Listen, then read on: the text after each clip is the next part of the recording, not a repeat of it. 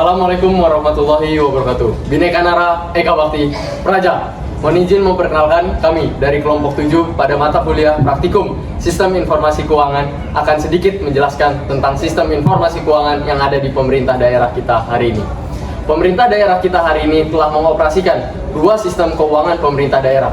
Yang pertama adalah sistem informasi pemerintah daerah yang dikelola oleh Kementerian Dalam Negeri. Dan sistem aplikasi yang kedua adalah sistem informasi keuangan daerah yang dikelola oleh Kementerian Keuangan Republik Indonesia.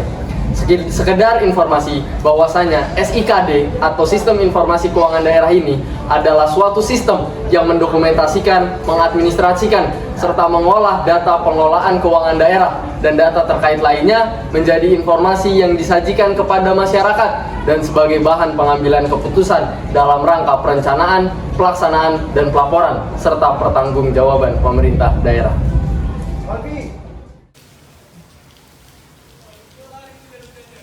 Implementasi dari SIKD itu sendiri atau Sistem Informasi Keuangan Daerah milik Kementerian Keuangan adalah bagaimana penginputan data mulai dari penganggaran, kemudian penatausahaan, sampai dengan pertanggungjawaban. Kenapa sih harus diinput?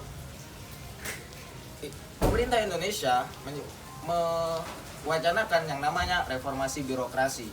Artinya perlu ada sebuah pelaporan keuangan itu lebih akuntabilitas, lebih transparan, sehingga perlu adanya sebuah sistem yang buat semua itu bisa terlaksana.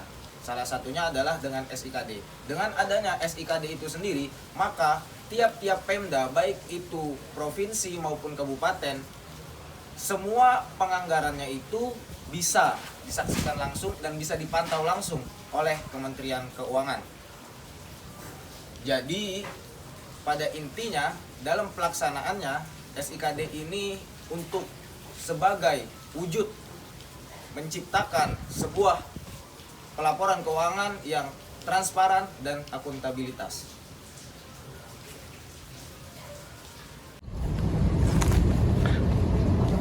Lahirnya SIKD ini sendiri merupakan hasil dari amanat Undang-Undang Nomor 33 Tahun 2004, tepatnya pada pasal 102, yang mana mengamanatkan untuk pemerintah pusat menyediakan sebuah sistem informasi keuangan yang dapat digunakan oleh seluruh pemerintah daerah yang ada di Indonesia. Selain itu juga, pemerintah telah mengeluarkan peraturan turunan dari Undang-Undang Nomor 33 Tahun 2004, yaitu tepatnya pada Peraturan Pemerintah Nomor 56 Tahun 2005 tentang Sistem Informasi Keuangan Daerah, dan dijelaskan penyelenggaraannya dalam Peraturan Menteri Keuangan Nomor 74 Tahun 2016 tentang penyelenggaraan Sistem Informasi Keuangan Daerah. Seiring berkembangnya waktu dan bertransformasi, SIKD dimulai dengan melakukan berbagai perubahan fundamental dan komprehensif, antara lain menyusun roadmap pengembangan dan transformasi SIKD tahun 2015 hingga tahun 2019, menyusun draft roadmap pengembangan dan transformasi SIKD tahun 2020 hingga tahun 2024 dalam memperkuat landasan pengembangan SIKD berkelanjutan secara komprehensif dan menyeluruh menjadi suatu kebutuhan untuk memenuhi kebutuhan data dan laporan baik di tingkat nasional maupun operasional yang terus berkembang. Di masa depan, SIKD ini tidak hanya menjadi core system di DJPK, tetapi juga menjadi sistem nasional yang akan menyediakan berbagai layanan interoperabilitas dengan model service oriented architecture, sehingga diharapkan mampu memfasilitasi hubungan antara pemerintah, government to government, hubungan pemerintah dengan bisnis, government to business, dan hubungan pemerintah dengan warga negara, government to citizen, dalam rangka mewujudkan tujuan utama SIKD sebagai one source keuangan daerah di level nasional.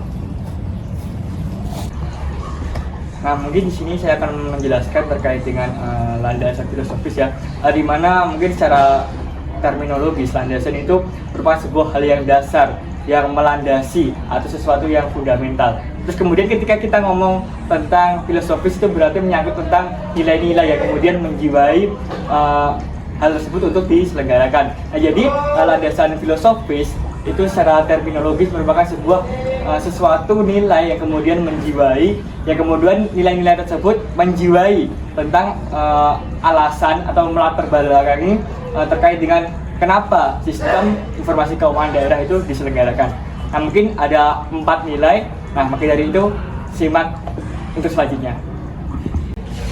Oke, poin pertama yaitu tentang transparansi, di mana di era saat ini transparansi sangat dituntut, sangat diinginkan oleh masyarakat. Maka dari itu di era keterbukaan ini, di mana informasi sangat mudah diakses untuk masyarakat, maka dalam mewujudkan transparansi ini dibutuhkan sebuah sistem yang mana dalam hal ini kemudian dari proses yang begitu lama lahirnya sistem informasi keuangan daerah, yang mana dengan adanya ini tentu sangat menjunjung tinggi terkait dengan transparansi, di mana masyarakat atau pihak-pihak yang terkait dapat dengan mudah untuk mengakses segala informasi terkait sistem informasi keuangan daerah. Maka harapannya terjadi check and balance dalam hal ini. Oke, yang kedua yaitu tentunya akuntabilitas, di mana teman-teman ketahui di setiap ada penyelenggaraan pasti ada pertanggungjawaban. Maka dari itu selalu dicari sebuah sistem yang mana dapat menjadi sebuah pertanggungjawaban yang baik, entah itu kepada masyarakat maupun kepada antar pihak terkait. Nah, untuk mencari nilai tersebut maka kemudian lahirlah sebuah sistem yang kita kenal bersama, yaitu sistem informasi keuangan daerah, di mana tentu ini merupakan sebuah sistem untuk pertanggungjawaban keuangan yang mana selain transparan tentu akuntabilitasnya dapat terpenuhi dengan baik.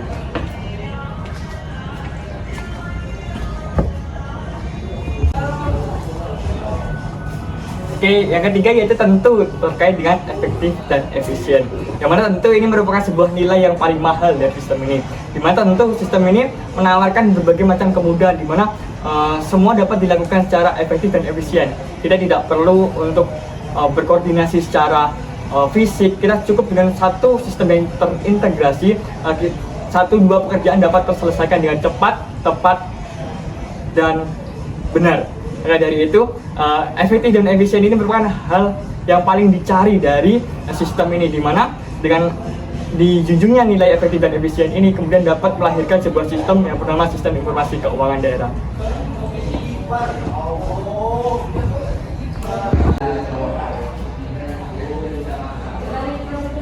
Dan nilai yang terakhir dan yang paling penting yaitu adalah nilai integrasi sistem, di mana lahirnya sistem informasi keuangan daerah merupakan proses berpikir untuk mencari solusi, di mana kita mampu mengintegrasikan terkait dengan tahapan-tahapan mulai dari perencanaan, penganggaran, dan pelaporan, terus mengintegrasikan seluruh SIP di seluruh pemerintah daerah, sehingga melalui sistem ini kemudian dapat tercapai sebuah efektivitas, sebuah akuntabilitas, sebuah transparansi, sehingga melalui pencarian nilai integrasi sistem ini tercipta sebuah sistem yang mampu menjadi solusi, yaitu sistem informasi keuangan daerah.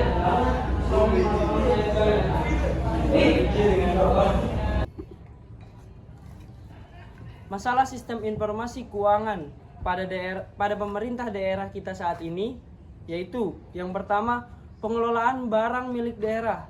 Masalah terkait dengan pengelolaan barang milik daerah termasuk aset tetap, aset tidak berwujud, dan aset lainnya yang dimiliki oleh pemerintah daerah.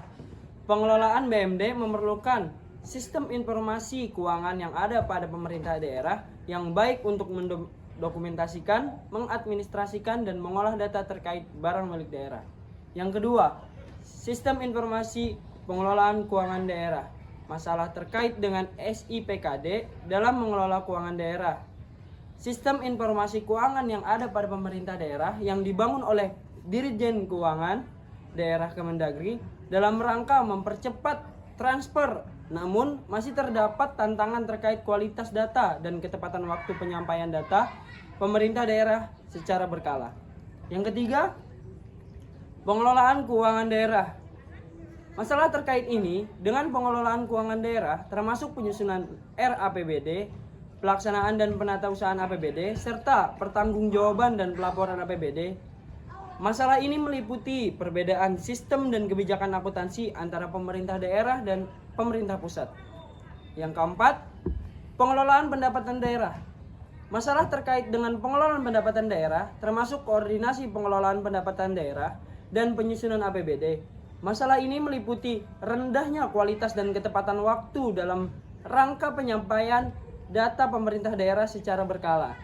Dan yang terakhir, peraturan pengelolaan barang milik daerah.